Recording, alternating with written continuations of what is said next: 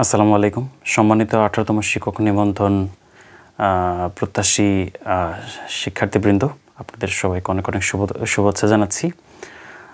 আপনারা অনেকেই জানতে চান যে নিবন্ধন পরীক্ষার আসলে ভাইভা থেকে শুরু করে একদম নিয়োগ পাওয়ার জন্য মোটামুটি কতটুকু সময় দরকার, এটা নিয়ে অনেকে অনেকভাবে বলার চেষ্টা করছেন। আমি ইউটিউবের কথাই বলছি। বেশ কিছু ইউটিউবার তার দাবি করছেন, কেউ বলছেন 90 দিন, কেউ বলছেন 100 দিন, কেউ বলছেন 6 মাস, কেউ বলছে 8 মাস।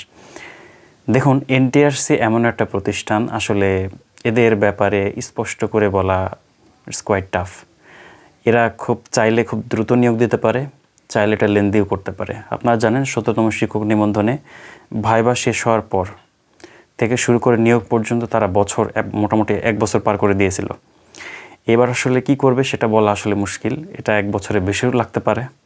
আবার যদি হয় যে খুব তাড়াতাড়ি তারা দিয়ে দিল, তো দিয়ে দিতে পারে।